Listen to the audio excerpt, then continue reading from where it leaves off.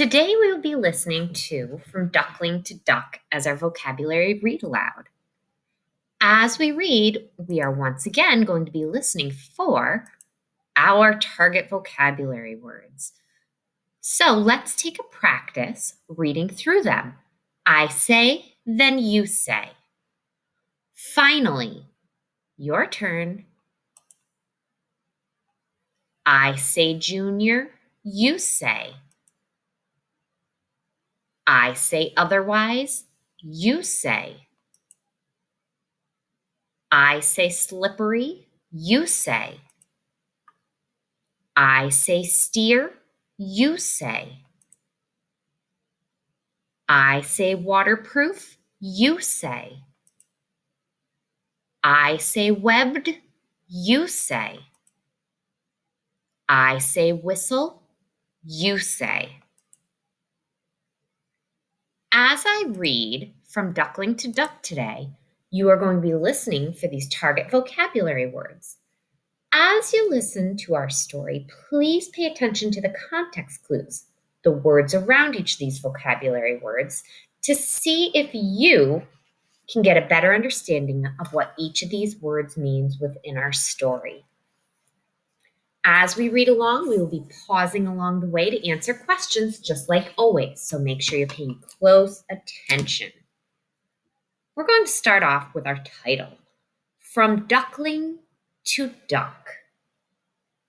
A mother mallard duck waddles to the edge of a small pond. Silently and oh so carefully, she lays her eggs in the dense growth near the pond.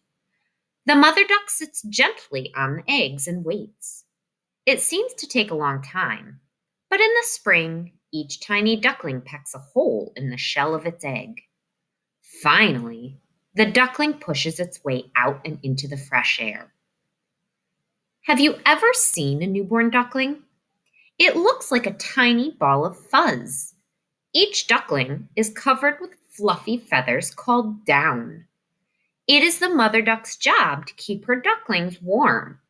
Otherwise, the ducklings might be cold until their other feathers grow in. Some mother ducks take the down from their bodies and line their nests. Mallard mothers cover the ducklings with their warm bodies. When the ducklings grow a little older, they grow larger feathers. These junior ducks start to peck at their new large feathers. This is called preening. Ducks preen in order to spread the oil their bodies make over their feathers. This makes their feathers waterproof. Their feathers are now slippery, and water slides off them when the junior ducks go swimming. Now, we're going to listen carefully to this next paragraph.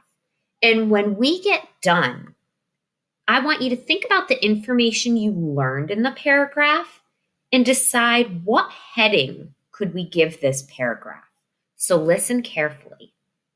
When the time is right, the mother teaches her ducklings how to paddle in the water with their webbed feet. She also teaches them how to steer with their tails and how to catch food. When they're about 2 months old, the mother teaches the junior ducks to fly. The mother duck quacks to communicate with her ducklings. The male simply gives a whistle and a grunt.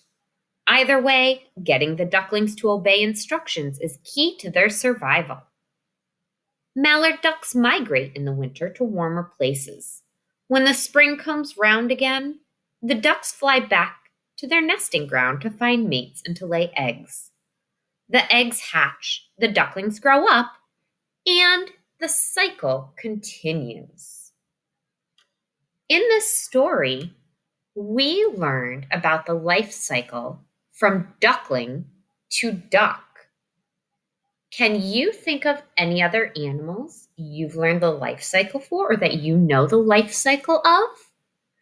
Let's continue on and learn some more about the life cycle of a duck, answer some questions, and work with our vocabulary words a bit more.